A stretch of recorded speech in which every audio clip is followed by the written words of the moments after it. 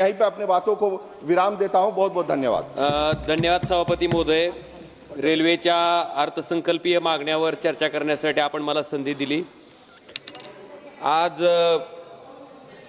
ह्या चर्चेत भाग घेत असताना सभापती महोदय, धाराशिव लोकसभा मतदारसंघातील आई तुळजाभवानीच्या पदस्पर्शानं पावन झालेलं तुळजापूर जे हे तीर्थक्षेत्र आहे ते रेल्वेनं जोडण्याच्या संदर्भात या देशाचे पंतप्रधान नरेंद्र मोदींनी 2014ला लोकसभेच्या निवडणुकीच्या पूर्वी त्या ठिकाणी घोषणा केली होती।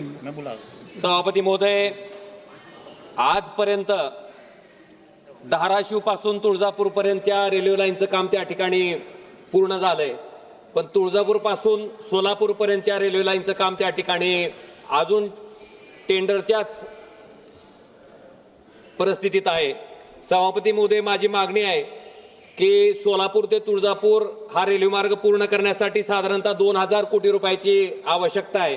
त्याच्यातला केंद्र सरकारचा 1000 कोटी रुपयाचा हिस्सा त्या ठिकाणी केंद्र सरकारनं उचलणं गरजेचं आहे आणि त्याच्यासाठीची तरतूद या अर्थसंकल्पामध्ये रेल्वे मंत्री महोदयांनी करावी, जेणेकरून धाराशिव तुळजापूर सोलापूर हा रेल्वे मार्ग त्या ठिकाणी पूर्ण होईल आणि आई तुळजाभवानीचं तीर्थक्षेत्र हे त्या ठिकाणी रेल्वे मार्गानं जोडलं जाईल। ही माझी त्या ठिकाणी आग्रही मागणी आहे। सभापती महोदय, छत्रपती संभाजीनगर या ठिकाणी मराठवाड्याचं विभागीय कार्यालय आहे, त्याचबरोबर उच्च न्यायालयाचं खंडपीठ सुद्धा त्या ठिकाणी छत्रपती संभाजीनगरला आहे। अजिंठा वेरूळ लेण्या त्या ठिकाणी आहेत, त्याचबरोबर डॉक्टर भारतरत्न बाबासाहेब आंबेडकर विद्यापीठ सुद्धा त्या ठिकाणी आहे। त्यामुळे अनेक विद्यार्थी आणि मराठवाड्यातील बहुतांश लोकांना त्या ठिकाणी संभाजीनगरला जावं लागतंय। त्याच्या संदर्भात सर्वे रेल्वेनं त्या ठिकाणी करण्यासाठी बजेटची तरतूद केलेली आहे। माझी आग्रही मागणी आहे की धाराशिव पासून छत्रपती संभाजीनगर पर्यंतचा जो रेल्वे मार्ग ज्याचा सर्वे आपण करतायत तो सर्वे तातडीनं पूर्ण करून हा रेल्वे मार्ग त्या ठिकाणी पूर्ण करण्याच्या दृष्टीनं केंद्र सरकारनं पावलं उचलावीत आणि याच्या सर्वेक्षणासाठी 6 कोटी रुपये आपण मंजूर केले, त्याच्याबद्दल रेल्वे मंत्री महोदयाचं सुद्धा मी त्या ठिकाणी मनापासून या ठिकाणी आभार व्यक्त करतो।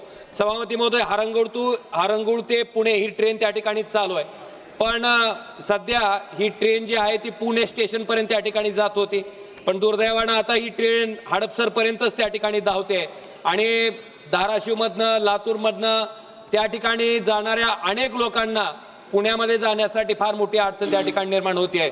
सभापती महोदय, 1-2 मिनिटं पण बोललेलो नाही, मला माझ्या मतदारसंघाचे विषय तर मांडू द्या। सभापती महोदय, ही जी ट्रेन आहे ती हारंगुळ पासून पुणे स्टेशन पर्यंत धावण्याच्या बाबतीत सुद्धा त्या ठिकाणी निर्णय घ्यावा, जेणेकरून जे प्रवाशांना आणि विद्यार्थ्यांना फार मोठी अडचण त्या ठिकाणी निर्माण होते ती अडचण त्या ठिकाणी दूर केली जाईल।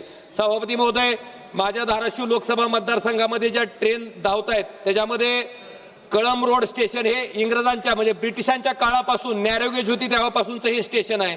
सभापती महोदय, या कळंब रोड स्टेशनला त्या ठिकाणी लातूर मुंबई एक्सप्रेस या ट्रेनला कळंब रोड टरवळे या ठिकाणी थांबा देण्याच्या बाबतीत मी कित्येक वर्षापासून म्हणजे ज्या दिवशीपासून खासदार झालो त्या दिवशीपासून प्रत्येक अधिवेशनात ही मागणी करतोय।